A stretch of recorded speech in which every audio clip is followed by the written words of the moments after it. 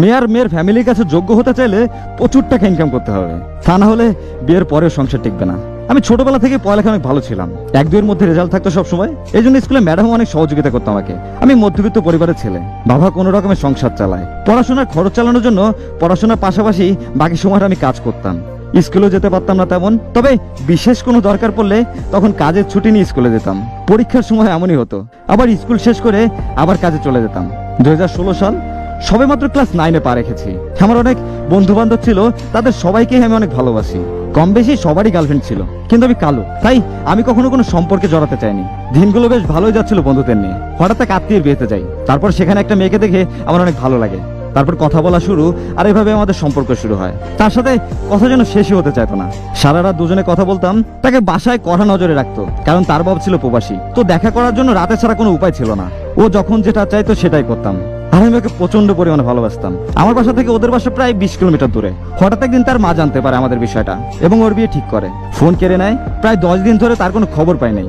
হঠাৎ অচেনা নাম্বার থেকে একটা ফোন আসে, আর বলে যে এটা তার বান্ধবীর নাম্বার, আর বলে যে আজ রাতে দেখা করতে আসবা। আর আমিও কোনো কিছু না ভেবে রাজি হই, তার সাথে দেখা করতে যাই। কিন্তু সেই দিন তার এলাকাবাসী আমাদের ধরে ফেলে এবং আমার আর ওর বিয়ে দিয়ে দেয়। আমার বাসা থেকে এসে হঠাৎ করে মেনে নেয় না। আমি তাকে নিয়ে একটা ভাড়া বাসায় উঠি। 1 মাস পর আমার বাসায় রাজি হয় এবং দুই পরিবার বসে একটা সিদ্ধান্ত নেয় যে ছেলে মেয়ে আলাদা থেকে তাদের পড়ালেখা শেষ করবে। তারপর ওর বাসায় থাকে আর আমি আমার বাসায়। এভাবে 1 বছর কেটে যায়। তার বাবা প্রবাসী, অনেক টাকা উপার্জন করতে লাগে এবং তাদের অবস্থা আরো অনেক ভালো হতে থাকে।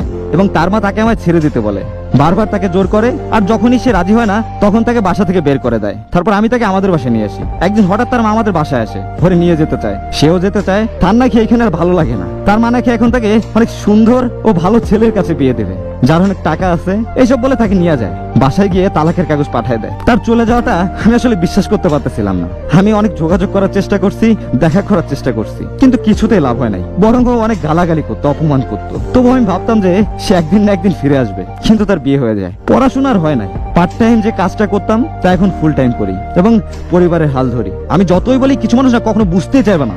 এখনকার এই সমাজে ছেলেদের ভালো খারাপ বিবেচনা করা হয় তার টাকা দিয়ে। যার যত টাকা বেশি সে তত ভালো। মনের দিক দিয়ে এখন কেউ বিবেচনা করে না, আর করবেও না ভবিষ্যতে। সে এমন অনেক আগে চলে গেছে। এখন শ্বশুর বাড়ির কাছে যোগ্য জামাই হতে হলে বেশি বেশি টাকা থাকতে হবে। আর এতে যদি আপনি লুচ্চাও হন, বা আপনার চরিত্রেও কোনো সমস্যা থাকে, বা আপনি আগে 2-3টা বিয়েও করছেন, তাতেও কিছু যায় আসে না। মানুষ এখন এটা বিশ্বাস করে টাকা দিয়ে সবকিছু সম্ভব। আর আপনি চাইলেও এখন আর এই চিন্তা ভাবনা বদলাতে পারবেন না, পসিবল না। তাদের কাছে এইটাই সঠিক। তাই ভালোবাসা, প্রেম প্রীতি এইসব করে লাভ নাই।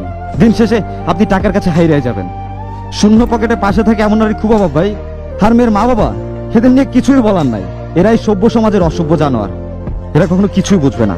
বউ আর শ্বশুর বাড়ি সবার কাছে যোগ্য হতে চাইলে প্রচুর টাকা ইনকাম করতে হবে, তা না হলে বিয়ের পরেও সংসার টিকবে না।